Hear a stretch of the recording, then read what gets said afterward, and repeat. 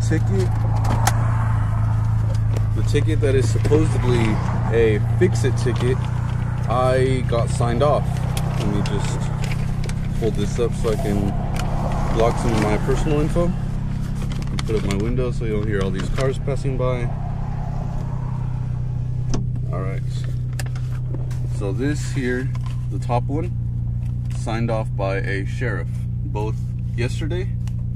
I didn't get to pay him off because the courthouse closed at 3, and I got everything signed off and done by 3:30. The other ticket at the bottom was signed off by CHP, and that one was just for not having my front plate mounted. So I got both of them signed off. It's only going to be $25 per fix-it. So I got really lucky. Everyone's been saying that this new law is non-fixable, which is what the CHP told me. That's why they didn't want to sign off on it. They also didn't want to sign off on it because they said it wasn't their ticket. And when I told that to the police department, and then I told that to the sheriff, they were kind of confused, saying like not any of those departments should be able to sign off each other's tickets. But I think it was more or less they just didn't want to step on each other's toes, even though CHP usually signs off almost every traffic ticket anyway. But yeah, so I went at 5:30 in the morning. I started driving to San Jose. It was about 3.5 hours there. Got it smogged within about an hour or so. Another 3.5 hour drive back.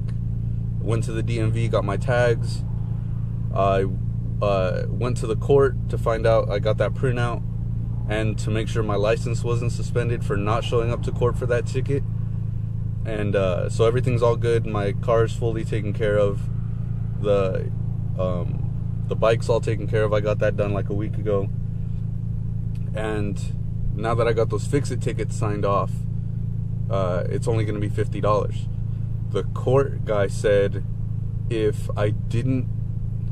So this was odd to me because he was saying something about like if you don't get them fixed, it's $300 some odd. And I'm not sure exactly what he meant by that. Like, can I leave my cats off the car and then just pay $300, but possibly risk getting pulled over again? I mean, like even now with the cats, it's possible I'm still gonna get pulled over because the exhaust tips are fat.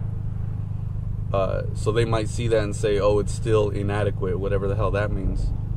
Also, every department, like the CHP, the police, and sheriffs, when I told them it was inadequate, they gave me this weird look like, you mean it's too loud?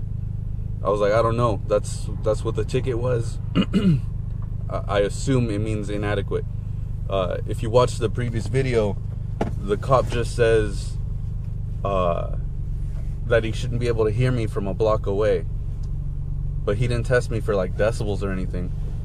And then the sheriff that signed me off, he was really chill about it, because we walked up to the car, he sees the exhaust tips in the back, and then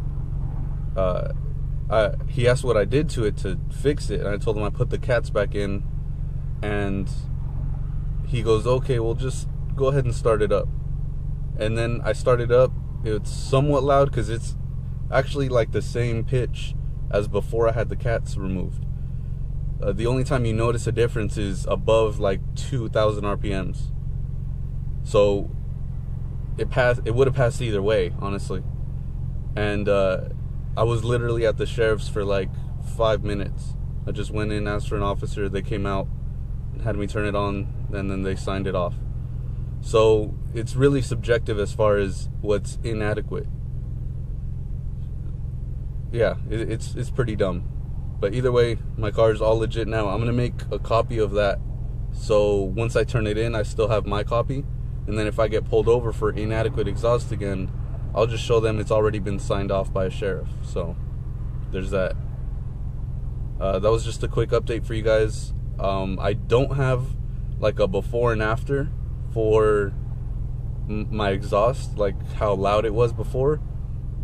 I don't have a direct one like just now how I had my camera outside for a cold start.